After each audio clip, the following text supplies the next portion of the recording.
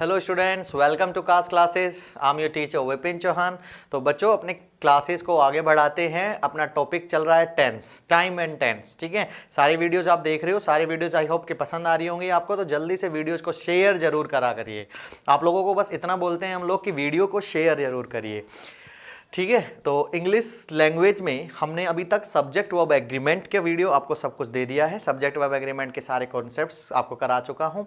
Prepositions के आपको practice session as well as आपके जितने भी क्वेश्चंस बनते हैं प्रेपोजिशंस के, जितने भी तरीके होते हैं, जितने भी प्रेपोजिशंस होते हैं, फिक्स प्रेपोजिशंस, फ्रेजल वर्ब्स या पोजिशन बेस्ड प्रेपोजिशंस, सब आपको मैंने प्ले लिस्ट में डाल दिए हैं। सब वीडियो आपको मिल जाएंगी वहाँ से। ठीक है, तो आके एक बार जो भी बच्चा नया आया है वो कास्ट क्लासेस चैनल को एक बार ज्वाइन करो, सब्सक्राइब करो और वीडियोज़ को शेयर जरूर करिए। ठीक है, तो बिल्कुल सब कुछ समझ में आएगा आपको। अभी तक कुछ समझ में नहीं भी आ रहा है मान लो वीडियो में, तो एक दो बार जरूर देखो। कोई भी वीडियो को जब आप एक दो बार देखोगे तो बिल्कुल अच्छे से आप उसको ग्रेस्प कर लेंगे। और कोई भी एग्जाम में फिर बैठो, फिर देखना आप जो टाइम अभी तक ले रहे हैं एग्जाम सोल्व करने में, बिल्कुल टाइम नहीं लगेगा। समझ रहे हैं? कोई भी चीज़, कोई भी सब्जेक्ट आप एक बार में पढ़ते हैं, आपको लगता है वो आ गया, बट एक्चुअल में वो नहीं आता। जब दूसरी बार हम उसको देखते हैं तब अच्छे से समझ में आती है चीज़ें।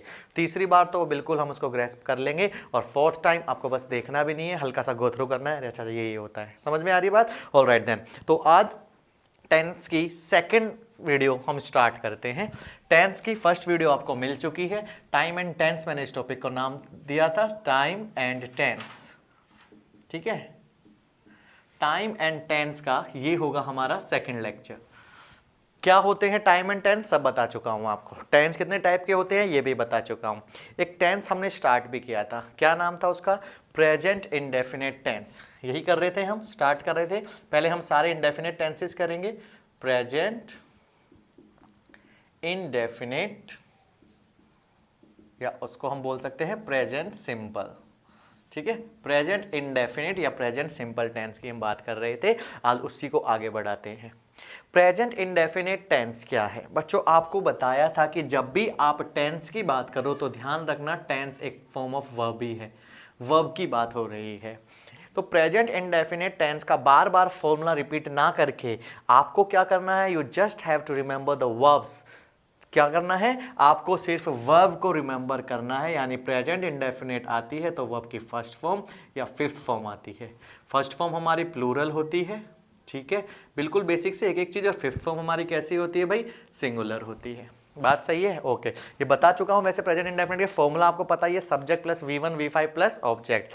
प्रेजेंट इंडेफिनिट की वर्ब्स होती हैं V1 और V5, सिंगुलर और प्लूरल, यानी कि V1।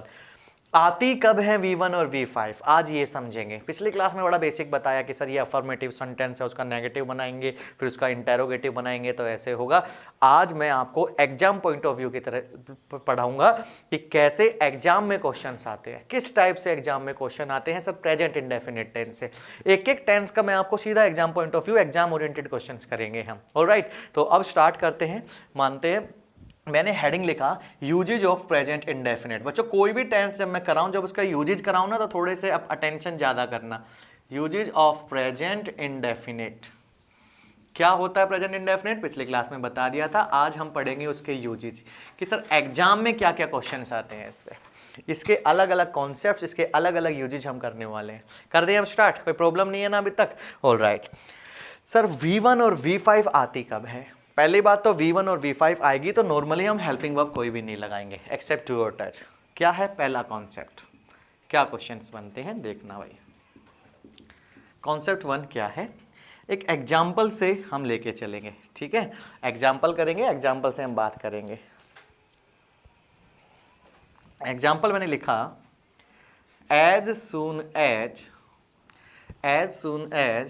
I will reach Delhi, as soon as I will reach Delhi, I will give you the book you asked for। देखो, ये हमारा फर्स्ट क्वेश्चन है। ठीक है, मैंने कहा था सीधा एग्जाम ओरिएंटेड बात करेंगे हम। कॉन्सेप्ट प्रेजेंट इंडेफिनिट का फर्स्ट क्या है? एक एक चीज समझना बच्चों, बेसिक सब चीजें हम सिखाएंगे। पहला है, एक क्वेश्चन मैंने लिखा as soon as I will reach Delhi I will give you the book that you asked for, है ना? I will give you the book you asked for. As soon as का मतलब क्या होता है कि जैसे ही मैं दिल्ली पहुंच जाऊंगा वैसे ही मैं तुम्हें वो बुक दे दूंगा जो तुमने मुझसे मांगी थी। ये हमारा सेंटेंस है, इसको समझना। इसमें एरर ढूंढना, बहुत आते हैं ये टाइप के क्वेश्चन एग्जाम्स में। कोई भी एग्जाम की मैं बात कर रहा हूं जिसके अंदर इंग्लिश 4-5 नंबर की भी आती है ना, तो उसमें इस आने के बहुत चांसेस हैं। हालांकि सेंटेंस की लेंथ छोटी हो सकती है, इस सेंटेंस को फिल इन द ब्लैंक्स में दे सकते हैं, ये सेंटेंस को एरर में दे सकते हैं, इस सेंटेंस को इंप्रूवमेंट में दे सकते हैं। वो आप मत टेंशन मत लो किस में देंगे। अगर आपके कॉन्सेप्ट्स क्लियर है तो आप चाहे किसी भी फॉर्म में क्वेश्चंस आने दो, आप उसको कर देंगे। ये सेंटेंस मैंने लिखा, As soon as I will reach Delhi, I will give you the book you asked for। जैसे ही मैं दिल्ली पहुंचता हूं वैसे मैं तुम्हें वो बुक दे दूंगा जो तुमने मुझसे मांगी थी। सबसे पहले मैं इसमें एक बात ही बताना चाहता हूं बच्चों, ये क्या है asked for। ये आप बिल्कुल याद कर सकते हैं प्रीपोजिशन टॉपिक का। क्या है ये asked for? बच्चों ask का मतलब सबको पता है, पूछना होता है कि नहीं? हाँ, बचपन से पता है, फर्स्ट क्लास से पता है that ask means पूछना। किसी से कुछ पूछते हैं तो हम बोलते हैं ask। लेकिन आस्क के साथ जब हम प्रेपोजिशन फॉर लगाते हैं ये फ्रेजल वर्ब बनता है हमारा। बोलो आस्क फॉर क्या होता है? Ask for. ठीक है, आस्क फॉर का मतलब होता है मांगना। क्या होता है? मांगना। ठीक है, ये ध्यान रख लेना, टू बेग, कुछ मांगना। ठीक है, what are you asking for, तुम मुझसे क्या मांग रहे हो? ठीक है, I asked for a water, मैंने आपसे पानी के लिए मांगा था, है ना, मैंने आपसे पानी मांगा था। आई आस्क्ड फॉर अ बुक, मैंने आपसे बुक मांगी थी। तो एक बार ये भी इंपॉर्टेंट है, आस्क के बाद जब हम फॉर प्रीपोजिशन लगाएंगे तो उसका मतलब मांगना होता है। चलो इस बात को छोड़ दो, ये वैसे ही बता दी मैंने आपको। ओके, तो क्या बात हमें पकड़नी है? बात हमें ये पकड़नी है सर, इसके अंदर टेंस से क्या रिलेटेड बात है। देखो, इस सेंटेंस की अगर मैं हिंदी आपको बताता हूं तो इसकी हिंदी है कि जैसे ही मैं दिल्ली पहुंचूंगा वैसे ही मैं तुम्हें तुम्हारी बुक दे दूंगा जो तुमने मुझसे मांगी थी। ठीक है, मुझे एक बात बताओ, फिलहाल जब मैंने आपसे बोला कि जब मैं दिल्ली पहुंचूंगा वैसे ही मैं तुम्हें वो बुक दे दूंगा, ये आपको कहां लेके जा रहा है, किस टाइम में लेके जा रहा है? सर ये प्रेजेंट की बात हो रही है कि फ्यूचर की बात हो रही है? सर ये फ्यूचर की बात हो रही है कि जब मैं दिल्ली पहुंचूंगा तभी तो मैं तुम्हें बुक दूंगा जो तुमने मांगी थी। ये फ्यूचर की बात हो रही है। ठीक है, तो सर अगर ये फ्यूचर की बात हो रही है तो मैंने लिखा हुआ है आई विल रीच दिल्ली। क्या लिखा हुआ है? आई विल रीच दिल्ली। एक बात सुनना, एज सुन एज बच्चों अपना एक कंजंक्शन होता है। बोलो क्या होता है? कंजंक्शन। ध्यान रखना, बहुत इंपॉर्टेंट चीज है ये। एज सुन एज अपना एक कंजंक्शन होता है। ठीक है, जैसे ही मैं दिल्ली पहुंचूंगा। कंजंक्शन का काम क्या होता है कि दो सेंटेंस को ऐड करता है, दो सेंटेंस को जोड़ता है। कंजंक्शन में पहला सेंटेंस मैंने लिखा आई विल रीच दिल्ली, और जो दूसरा सेंटेंस है आई will give you the book you asked for. Second sentence ये है, फर्स्ट सेंटेंस ये है। बात यहां तक क्लियर हुई? ओके बच्चों, मैं आपको एक रूल समझाना चाहता हूं कि अगर जब हम इस सेंटेंस को हिंदी में ट्रांसलेट करेंगे तो मैं जब पहुंचूंगा दिल्ली तो मैं तुम्हें वो बुक दे दूंगा, तो हमें ये बात सही लगेगी क्योंकि सर वो फ्यूचर में है। ठीक है बच्चों, क्या है इसके अंदर कॉन्सेप्ट, क्या है इसके अंदर एरर? बात ये है कि जब भी ऐसे कंजंक्शंस आते हैं, क्या आते हैं? कंजंक्शंस, इनको हम बोलते हैं कंडीशनल कंजंक्शंस। क्या बोलते हैं? Conditional conjunction. सुनना मेरी बात, अभी और भी लिखाऊंगा आपको। इनको हम बोलते हैं सर कंडीशनल कंजंक्शंस, जैसे कि as soon as, when, after, before, until, unless. ठीक है, इफ, ये कंजंक्शंस अगर आते हैं तो ये हमेशा कंडीशन रखते हैं। यहां पे क्या कंडीशन रखी? एज सून एज का मतलब हिंदी में होता है जैसे ही, और आगे फिर वैसे ही। जैसे ही मैं दिल्ली पहुंचूंगा, कंडीशन सुनना सेंटेंस में, जैसे ही मैं दिल्ली पहुंचूंगा वैसे ही मैं तुम्हें बुक दे दूंगा। कंडीशन क्या है कि सर पहले मुझे दिल्ली पहुंचने दो, है ना, मुझे पहले दिल्ली पहुंचने दो तभी तो बुक दूंगा। तो conditional conjunction as soon as है। तो मैं अब आपको एक कॉन्सेप्ट बताता हूं। क्या है वो कॉन्सेप्ट? ये आस्क फॉर मैं हटा रहा हूं 2 मिनट के लिए। वो ये है कि अगर कभी भी इंग्लिश में कोई कंडीशनल सेंटेंस आते हैं, कंडीशनल कंजंक्शन आते हैं, जैसे कि व्हेन आ गया, जैसे कि आफ्टर आ गया, बहुत इंपॉर्टेंट है, ये नोट डाल के आपको बाद में लिखना है, फिर क्वेश्चंस आपको दूंगा बहुत सारे। व्हेन आ गया, आफ्टर आ गया, बिफोर आ गया, ये कंजंक्शंस हैं बच्चों सब। ठीक है, अनटिल आ गया, अनलेस आ गया, ठीक है, एज सून एज आ गया, इफ आ गया। अगर ये कंजंक्शंस आते हैं, कंडीशनल कंजंक्शंस, ठीक है, तो इनके बाद जो हमारा कंडीशनल क्लोज होता है, क्या होता है? कंडीशनल क्लोज बोलते हैं। इनके बाद जो हमारा सेंटेंस होता है, कंडीशनल क्लोज बोलो या कंडीशनल सेंटेंस बोलो, इन कंजंक्शंस के बाद जो हमारा कंडीशनल क्लोज होता है, यानी जो सेंटेंस में कंडीशन रखी हुई है बच्चों, वो हमेशा फ्यूचर सिंपल में नहीं होता, यानी कि उसके अंदर आप विल वगैरह नहीं लगाएंगे, वो हमेशा होता है प्रेजेंट इंडेफिनिट के अंदर। किस में होता है? प्रेजेंट इंडेफिनिट में होता है। आई होप ये सबको दिख रहा होगा। दिख रहा है? जब भी ये सब आ जाते हैं कंडीशनल कंजंक्शन, तो उनके बाद जो कंडीशनल क्लोज होता है वो हमेशा प्रेजेंट इंडेफिनिट में होना चाहिए, यानी कि उसके अंदर इसके बाद वर्ब की या तो फर्स्ट फॉर्म लगाएंगे या फिफ्थ फॉर्म लगाएंगे, यानी या तो प्लूरल वर्ब होगी या सिंगुलर वर्ब होगी। बात समझ में आ रही है? ये है हमारा कॉन्सेप्ट, बहुत इंपॉर्टेंट कॉन्सेप्ट है, इसको समझिएगा बच्चों। क्या है कॉन्सेप्ट? कि सर हम जब भी कंडीशनल कंजंक्शन लगाएंगे तो उसके बाद जो कंडीशनल क्लोज होगा ये है आपका कंडीशनल क्लोज। क्या है कंडीशन? कि सर जब हम दिल्ली पहुंचेंगे, जब मैं दिल्ली पहुंचूंगा, ये है कंडीशनल क्लोज। इसके अंदर कभी भी विल मत लगाना बच्चों। सिर्फ क्या आएगा? वर्ब की कौन सी फॉर्म आएगी? Reach, present indefinite. I will reach Delhi के सिर्फ आई रीच दिल्ली, यहाँ पे आप बोलेंगे as soon as I reach Delhi I will give you the book you asked for. ये वाला विल हमारा बिल्कुल ठीक है, क्योंकि ये कंडीशनल क्लोज नहीं है। कंडीशनल क्लोज में कभी भी फ्यूचर सिंपल नहीं लगाते, प्रेजेंट सिंपल या प्रेजेंट इंडेफिनिट का यूज करते हैं। बात समझ में आ रही है?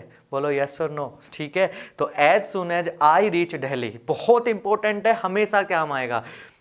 आगे जब हम करेंगे present perfect continuous tense, past perfect continuous tense, उसके अंदर भी ये चीजें काम आएंगी कि सर कंडीशनल कंजंक्शन आ जाते हैं तो उसके बाद जो भी सेंटेंस आता है उसके अंदर फ्यूचर सिंपल यानी विल नहीं आता। सेंस वो विल की ही देगा कि मैं पहुंचूंगा ट्रेन में, जब तक मैं स्टेशन पहुंचूंगा, लेकिन उसमें विल मत लगाना। उसके अंदर सिर्फ आप वर्ब की फर्स्ट फॉर्म या फिफ्थ फॉर्म यानी कि प्रेजेंट इंडेफिनिट टेंस लगाना। When I will reach Delhi नहीं sir, when I reach Delhi. बात समझ में आ रही है? आप कभी भी ऐसे मत बोलना कि when I will go there। मान लो ये कंडीशनली सेंटेंस हो गया ना, आगे चलो कुछ भी लगा दिया, when I will go there, जब भी मैं वहां जाऊंगा। बच्चों विल मत लगाना है यहाँ पे, सिर्फ क्या बोलना? when I go there, क्योंकि कंजंक्शन आ गया कंडीशनल कंजंक्शन। क्या बोलेंगे? when I go there। अगर सब्जेक्ट सी होता तो when she goes there। बात समझ में आ रही है बच्चों? बोलो यस और नो। ऑल राइट, और भी क्वेश्चन देता हूँ अभी आपको मैं। पहले तो आपको ये कॉन्सेप्ट समझना है और ये लिखना है कि सर इस सेंटेंस में क्या एरर थी। सर इस सेंटेंस में एरर ये थी कि एज सून एज में जो हमने लिखा था कि आई विल रीच दिल्ली, जब भी मैं दिल्ली जाऊँगा तो मैं गिव आपको बुक दूंगा। सर इसके अंदर ना विल, ये वाला विल गलत है, वो वाला विल हमारा सही है। कंडीशनल कंजंक्शन के तुरंत बाद जो आता है उसमें हम विल नहीं लगाते। यहां तक बात समझ में आ रही है सबको? ठीक है, एक क्वेश्चन और दूं मैं आपको। चलिए एक क्वेश्चन और करते हैं बच्चों, इसका हटा रहा हूं मैं।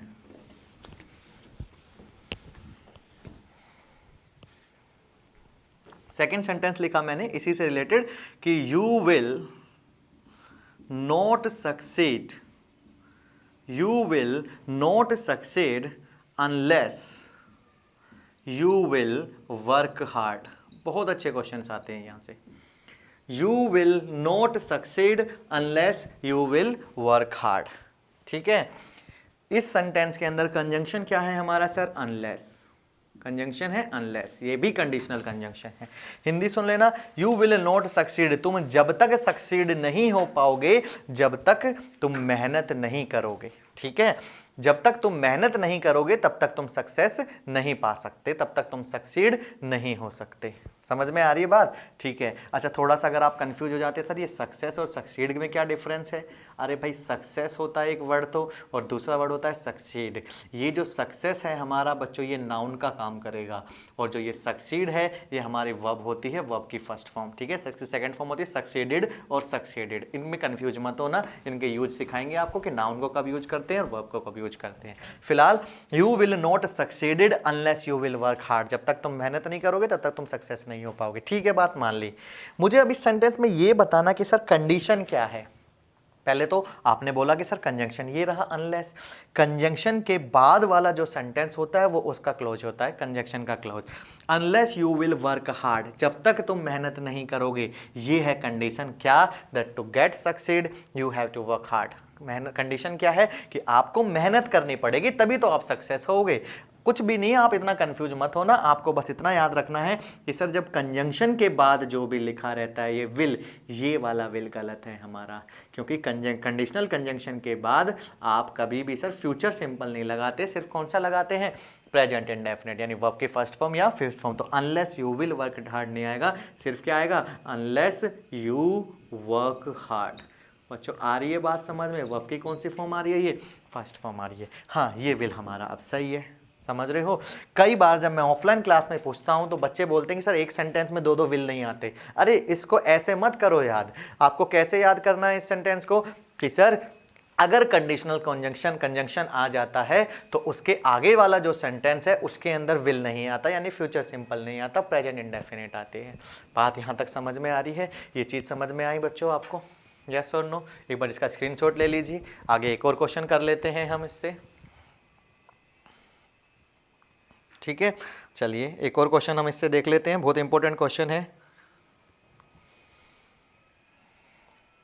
ऑल राइट देन, तो बच्चों एक बार नोट डाल के एक चीज और लिख लेंगे।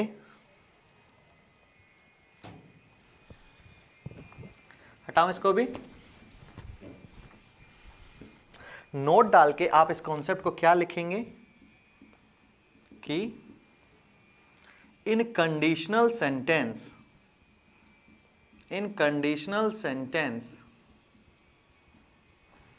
we do not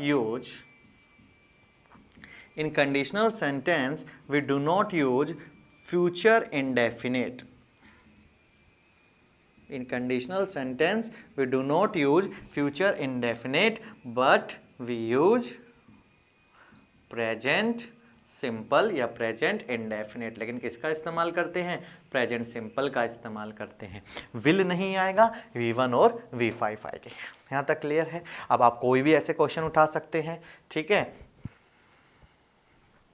ठीक है, चलिए एक क्वेश्चन और देख लेते हैं। यहाँ से मान लो आपको समझ नहीं भी आ रहा हो तो मैंने क्वेश्चन लिखा थर्ड कि when I will go there, When I will go there, जब मैं वहां जाऊंगा, I will send you the money, I will send you the money। ठीक है, ये सेंटेंस लिख दिया मैंने कि When I will go there, I will send you the money, कि जब मैं वहां जाऊंगा तो मैं तुम्हें वो पैसे भेज दूंगा। ठीक है, बात ठीक है।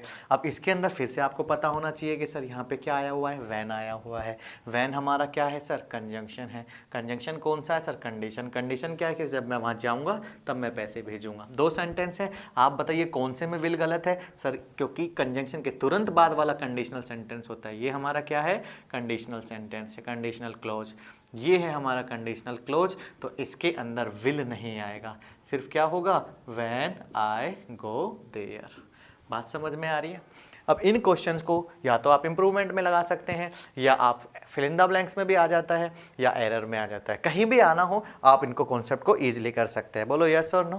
क्लियर है? ओके, तो इन बातों को ध्यान रखेंगे बच्चों। हटा रहा हूं मैं इनको। ठीक है, इन चीज़ों पे ध्यान रखना कि sir when, after, before, until, unless, as soon as if. जैसे कि मैंने बोला कि before I will go there, वहाँ जाने से पहले, अरे गलत है, before I go there. Before she will come here, नहीं, before she comes here. Before, after, when, as soon as, until, unless, if, इनके जस्ट बाद जो सेंटेंस लिखा होता है उसके अंदर फ्यूचर सिंपल नहीं, प्रेजेंट इंडेफिनिट यूज करना। बहुत इंपॉर्टेंट कॉन्सेप्ट है, मैं हटा रहा हूँ अब इसको। क्लियर? ये था हमारा यूज वन, किसका? प्रेजेंट इंडेफिनिट का। चलिए, सही है बात? ओके, नेक्स्ट करेंगे अब हम एक और use, present indefinite, present simple का। मैंने लिखा यहाँ पे ये वर्ब की फर्स्ट फॉर्म होती है और ये वर्ब की कौन सी फॉर्म होती है? Fifth form. ठीक है, use one clear. Use two क्या है सर? प्रेजेंट इंडेफिनिट और कब आते हैं? और तो बहुत सारी चीज़ें हैं, सिंपल सिंपल आएंगी अब थोड़ी सी प्रेजेंट इंडेफिनिट की, क्योंकि बेसिक होता है प्रेजेंट इंडेफिनिट बिल्कुल। प्रेजेंट इंडेफिनिट के और यूज क्या है? और यूज ये है बच्चों, एक एग्जाम्पल्स की बात लिखते हैं। एग्जाम्पल मैंने लिखा फर्स्ट एक कि whenever you are coming, whenever you are coming here। ठीक है, ये एग्जाम से रिलेटेड क्वेश्चन है, एग्जाम ओरिएंटेड क्वेश्चन है। whenever you are coming here you bring a lot of sweet, you bring a lot of sweets for me।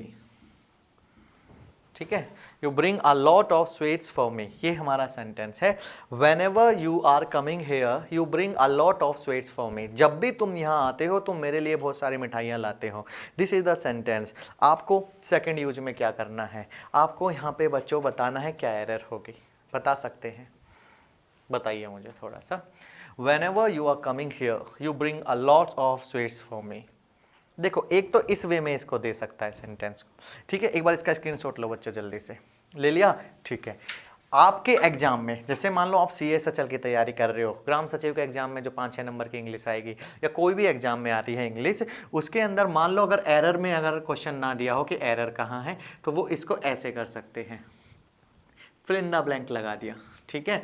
Option दे दिए 4, क्या लिख दिए कि whenever you came here, ठीक है, whenever you are coming here, ठीक है। तीसरा ऑप्शन लिख दिया कि whenever you come here, ठीक है। और चौथा लिख दिया कि whenever you comes here। 4 option लगा दिए। ऐसे क्वेश्चन ज़्यादा मोस्ट फेवरेबल होते हैं एग्जाम्स के अंदर, ऐसे क्वेश्चन ज़्यादा आते हैं ऑप्शन से टेंस, यानी वर्ब फिल करनी है, कौन से वर्ब यहाँ पे आएगी। मैंने बताया ना टेंस और वर्ब एक ही है, तो आपको वर्ब की नॉलेज है और टेंस की नॉलेज है, तो आप कर पाएंगे। क्या आएगा यहाँ पे बच्चों, whenever you dash here you bring a lot of sweets for me। क्या लगाएंगे मैं बता देता हूँ आपको, आर कमिंग नहीं आएगा, केम हेयर नहीं आएगा, कम्स आ नहीं सकता क्योंकि सब्जेक्ट प्लूरल है तो वर्ब भी प्लूरल होनी चाहिए। क्या आएगा बच्चों, सिर्फ whenever you come here। क्या आएगा, कम हेयर, यानी कि वर्ब की कौन सी फॉर्म आएगी, फर्स्ट फॉर्म, यानी कि वर्ब की फर्स्ट फॉर्म कब आती है, सिर्फ प्रेजेंट इंडेफिनिट में। whenever you come here you bring a lot of sweets for me। जब भी तुम यहाँ आते हो तुम मेरे लिए बहुत सारे स्वीट लाते हो। क्यों आया ये सर, कम क्यों आया, आर कमिंग सही तो था, whenever you are coming here, जब भी तुम यहाँ आ रहे हो। बच्चों देखो हिंदी में बोल के मत करना कि तुम यहाँ आ रहे हो अच्छा नहीं लग रहा, तुम यहाँ आते हो ये अच्छा लग रहा है। बात क्या है, you have to know the concept कि क्यों आया। बच्चों मैंने यहाँ पे ये सेंटेंस स्टार्ट किया था whenever से, किससे स्टार्ट किया था, whenever से। whenever का मतलब जब भी, इसको बोलते हैं हम एडवर्ब ऑफ टाइम, ठीक है। ये कुछ ऐसे शब्द होते हैं, whenever हो गया, समटाइम्स हो गया, ऑलवेज हो गया, ऑफन हो गया, ये कुछ ऐसे वर्ड्स हैं जो हमें टाइम बताते हैं, ठीक है। मैंने बोला कि तुम कब आते हो यहाँ पे, whenever you come, मतलब जब भी तुम आओ। ये परमानेंट एक्शन है कि टेम्पररी, सर टेम्पररी है, कभी कभी आता है यहाँ पे, है ना, जब भी तुम आते हो। एक बात सुनना, सेकंड यूज क्या है कि वी यूज प्रेजेंट इंडेफिनेट, यहाँ पे लिख देते हैं we use present indefinite, we use present indefinite for permanent और टेम्पररी एक्शन, कि हम प्रेजेंट इंडेफिनेट टेंस सर या तो परमानेंट एक्शन के लिए यूज करते हैं या टेम्पररी एक्शन के लिए। ये है सेकंड यूज।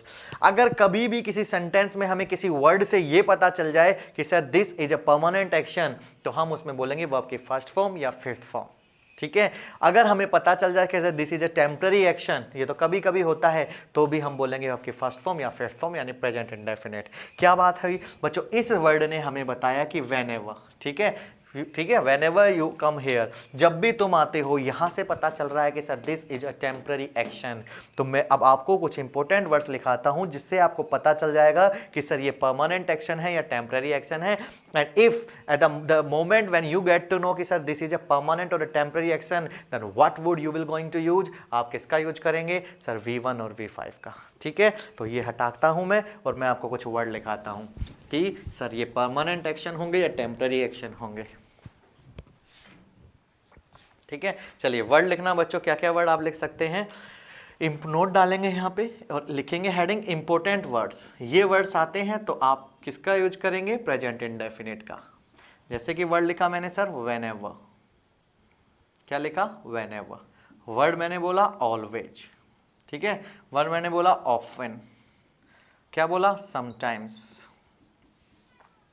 ठीक है। whenever, always, often, sometimes। Word मैंने बोला यूजुअल, ठीक है। वर्ड मैंने बोला अनयूजुअल, क्या लिखा, नॉर्मली, ठीक है। नॉर्मली मैं ऐसा करता हूं, जनरली।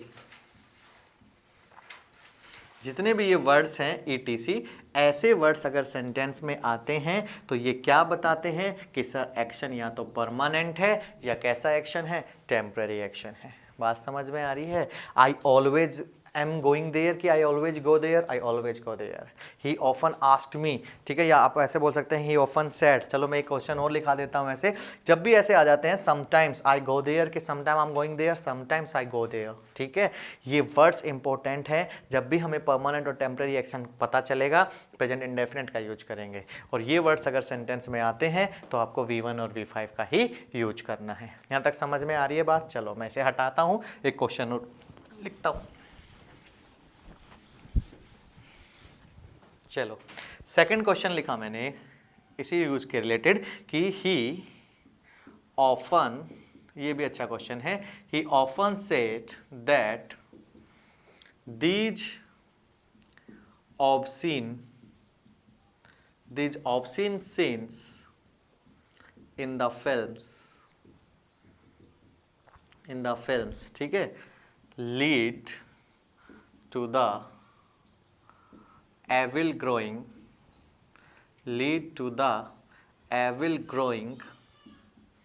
inner society। मतलब ऐसे सेंटेंस हमने लिख दिए,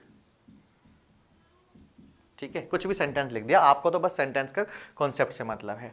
He often said that these obscene scenes in the films lead to the growing evil in our society। ऐसा कुछ सेंटेंस आया। मैंने यहाँ पे बताओ कौन सा वर्ड लिखा हुआ है सर? ऑफन। ऑफन का मतलब अक्सर, वो अक्सर ऐसे कहता था कि अक्सर ऐसे कहता है। He often said कि he often said। बच्चों अभी लिखवाया है कि always, often, sometimes, whenever, usually, occasionally, normally, generally, unusual, ये वर्ड्स अगर सेंटेंस में आते हैं तो आपको किसका यूज करना है सर? आपको यूज करना है प्रेजेंट परफेक्ट का। तो ही के अकॉर्डिंग से आएगा कि से जाएगा? से जाएगा। ये तो पास्ट हो गया, ये प्रेजेंट इंडेफिनिट है, तो ही ऑफन सेज दैट। बात समझ में आ रही है? बोलो यस और नो। क्लियर हो रही है चीजें? तो बच्चों प्रेजेंट इंडेफिनिट का जो सेकंड यूज है वो है सर परमानेंट और टेम्पररी एक्शन। चलिए इसको भी मैं बताता हूं। ये छोटी छोटी बातें कर लो बच्चों, फिर मैं आपको क्वेश्चंस बाद में जब टेंस खत्म हो जाएगा बहुत सारे काम कराऊंगा, ठीक है। एक साथ जब हम मिसलेनियस क्वेश्चन देंगे तब और मजे आएंगे।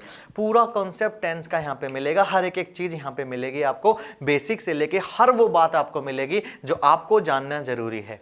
आपके एग्जाम में जो चीजें आ रही हैं वो सब आपको मिलेंगी। और मैं बार बार आपसे बात कर सकता हूँ कि आप मुझ पर टोटल बिलीव कर सकते हैं, बिल्कुल एब्सोल्यूट बिलीव कर सकते हैं, ठीक है। You don't have to go anywhere, कहीं आपको जाने की जरूरत नहीं है।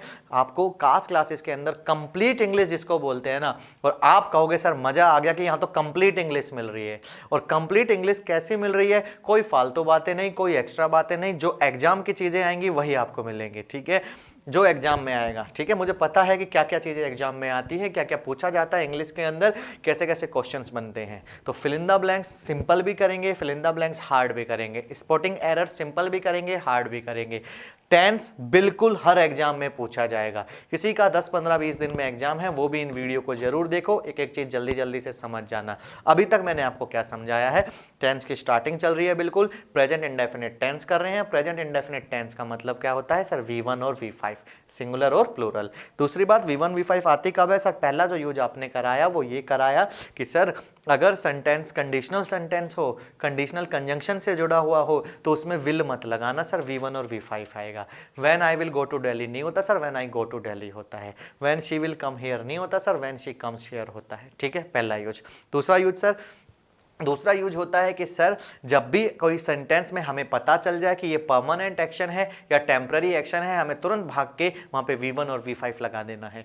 जैसे कि कैसे पता चलेगा ये परमानेंट एक्शन है sir? Sometimes I am playing football के sometimes I play football, sometimes I play football. Play verb की फर्स्ट फॉर्म है, इंडेफिनिट आया मतलब, तो समटाइम्स आया क्योंकि व्हेनेवर आया वर्ड, समटाइम्स आया, ऑलवेज आया, ऑफन आया, यूजुअल आया, नॉर्मली आया, जनरली आया।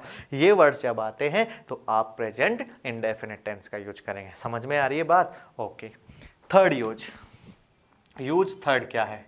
एक एक यूज बच्चों बड़ा ही लेंदी टेंस करने वाले हैं हम, बहुत सिंपल और बहुत अच्छे तरीके से हम टेंस करेंगे। एक एक रूल आपको क्लियर होगा और मैं दावा करता हूं, ये बिल्कुल क्लेम कर रहा हूं आज मैं यहाँ पे वीडियो में, कि आपको टेंस एक एक चीज मिलेगी और आप गलती करके तो दिखाओ अब टेंस में, ठीक है। हर कॉन्सेप्ट करेंगे, एक एक कॉन्सेप्ट। ऐसा नहीं है कि राम वहां जाता था, राम गोज, या राम वहां जाता है, राम गोज देयर, गोज को ऐसे नहीं, स्ट्रेट ट्रांसलेट नहीं करना है, एग्जाम के पॉइंट ऑफ व्यू से पढ़ना है। अंग्रेज अगर बनना है ना तो मैं कमेंट बॉक्स में बोल देना सर अंग्रेजी सिखाओ, तो स्पोकन इंग्लिश की अलग वीडियो बना दूंगा। यहाँ स्पोकन नहीं चल रही है, यहाँ ये नहीं सिखाऊंगा जाता था, चुका है, चुकी है, रहा है, रही है। एग्जाम पॉइंट ऑफ व्यू से यूजेज पढ़ो प्रेजेंट इंडेफिनिट के, यूजेज पढ़ना प्रेजेंट परफेक्ट है, कहाँ एग्जाम में क्वेश्चन आते हैं वही यूजेज कर रहे हैं हम, ठीक है। ओके, कोई चार्ट वार्ट नहीं बनवाऊंगा, चुका है का इजमार होता है, वजवर होता है, नहीं। यूज थर्ड क्या है बच्चों, यूज थर्ड क्या है, मैंने एग्जाम्पल लिखा, ये भी क्वेश्चन आता है, हालांकि बहुत पुराना क्वेश्चन है, बहुत बेसिक क्वेश्चन है, पर आता है तो क्या करें अब। क्वेश्चन क्या है, लिखा मैंने the earth dash around the sun, ठीक है, the earth dash around the sun. Simple है, 2 मिनट लगेंगे इसको समझाने में। ऑप्शन ए आया सर रिवॉल्व, ऑप्शन बी आया सर इज रिवॉल्विंग, ठीक है, ऑप्शन सी आया सर रिवॉल्व्ड, ठीक है, और ऑप्शन डी आया सर रिवॉल्व्स, ठीक है। क्या है question, the earth dash round the sun, जो धरती है किसके चारों तरफ चक्कर लगाती है सर, सन के, ठीक है। रिवॉल्व का मतलब चक्कर लगाना, earth revolve around the sun, कि earth is revolving around the sun, कि earth revolved around the sun, कि earth revolves around the sun. Answer भी आपने सोच लिया होगा, बहुत बेसिक है। बात बस इतनी सी है कि यूज थर्ड क्या है कि sir we use present indefinite, हम प्रेजेंट इंडेफिनिट का और कहाँ यूज करते हैं, we use present indefinite for, क्या है ये बच्चों, सन के चारों तरफ धरती चक्कर लगाती है। मैंने आपको बोला अरे आपको एक बात बताऊं क्या, कि सर सन के चारों तरफ ना धरती चक्कर लगाती है। आप बोलो अरे सर क्या बात कर रहे हो, ये तो आपने पहली बार बताया। पहली बार नहीं बताया, this is a universal truth, सबको पता है। तो we use present indefinite for universal truth, कोई भी ऐसी बात जो सबको पता है, सार्वभौमिक सत्य है, हर एक को पता है सॉरी, कि ये यूनिवर्सल ट्रूथ है। आंख बंद करके वर्ब की कौन सी फॉर्म का इस्तेमाल होगा जब भी यूनिवर्सल ट्रूथ होगा बच्चों, टेंस का नाम मत लिया करो, सीधा वर्ब का नाम लिया करो, V1 या V5, ठीक है। तो आप बच्चों एक बात बताओ, ये इज रिवॉल्विंग तो V1 V5 है नहीं, ये तो फोर्थ फॉर्म है, रिवॉल्व सेकंड फॉर्म है, तो यही 2 ऑप्शन बचे, रिवॉल्व और रिवॉल्व्स। दूसरी बात क्या है, अर्थ हमारी सिंगुलर है कि प्लूरल है, सर सिंगुलर है, तो सिंगुलर सब्जेक्ट लगा वर्ब लगाएंगे तो रिवॉल्व आएगा कि रिवॉल्व्स आएगा, सर रिवॉल्व्स आएगा, ठीक है। The earth revolves around the sun, समझ में आ रही है, यूनिवर्सल ट्रूथ होती हैं ये चीजें, ठीक है। जैसे मैंने बोला बच्चों काउ गिव मिल्क, ये सबको पता है, तो काउ गिव्स मिल्क आएगा, गिव मिल्क नहीं आएगा, काउ इज गिविंग मिल्क नहीं आएगा, क्या बोलेंगे, काउ गिव्स मिल्क। बात समझ में आ रही है, तो इसको भी नोट कीजिए बच्चों आप, ठीक है। ये भी बहुत इंपॉर्टेंट है, हालांकि क्वेश्चन बहुत पुराना है, बट ऐसे क्वेश्चन कभी भी आते हैं। कोई भी यूनिवर्सल ट्रूथ आ जाए तो आपको पता होना चाहिए कि sir what do we have to use, we will going to use V1 and V5, that's it, alright. चलिए लिख दिया, ओके। तो बच्चों आज के लिए फिलहाल इतना ही है, आगे और भी 1-2 यूज और मैं बताऊंगा प्रेजेंट इंडेफिनिट के, उसके बाद पास्ट इंडेफिनिट, आहा हा वाह वाह वाह वाह बहुत मजे आएंगे। उसके बाद फ्यूचर सिंपल कम मजे आएंगे क्योंकि सिंपल होता है, ठीक है। उसके बाद अपन करेंगे कौन सा, continuous tense, present continuous tense बहुत मजे आएंगे, पास्ट कॉन्टिन्यूअस टेंस उससे भी ज़्यादा मजे आएंगे, फ्यूचर कॉन्टिन्यूअस थोड़े थोड़े मजे वहाँ पे भी आएंगे, प्रेजेंट परफेक्ट मजे ही आ जाएंगे, पास्ट परफेक्ट बहुत मजे आएंगे, फ्यूचर परफेक्ट बिल्कुल करेंगे। प्रेजेंट परफेक्ट कॉन्टिन्यूअस सबसे इंपॉर्टेंट, एग्जाम में आएगा ही आएगा, आज लिख के दे रहा हूँ, कहाँ लिखूं। पास्ट परफेक्ट कॉन्टिन्यूअस आ सकता है, नहीं भी आ सकता। फ्यूचर परफेक्ट कॉन्टिन्यूअस आता है तो बहुत अच्छी बात है, नहीं भी आता तो भी कोई अच्छी बात नहीं, ठीक है। तो कुल मिला के बात यह है कि टेंस की जर्नी स्टार्ट कर चुके हैं हम, पिछली वीडियो एक और आ चुकी है, ये हमारी सेकंड वीडियो है। टेंस बस यहीं रहो, कहीं मत जाओ, टेंस पूरा अच्छे से करेंगे, इनफैक्ट एक एक चीज अच्छे से करेंगे, क्वेश्चंस लेंगे, और गलती तो करके दिखाओ, आप नहीं करोगे गलती। तो बच्चों दैट्स ऑल फॉर टुडे, आज के लिए इतना ही, नेक्स्ट वीडियो में फिर मिलते हैं, फिर आपके टेंस को वीडियो को आगे बढ़ाते हैं। Till then thank you. Video अच्छी लगती है तो शेयर जरूर करा दीजिए, इतनी बात आपसे बस हम बोलते हैं, ठीक है। आस्क फॉर बताया था ना, वी आस्क फॉर, बस इतनी सी बात बोलते हैं क्या, कि बस वीडियो को शेयर करते रहिए। Till then thank you so much.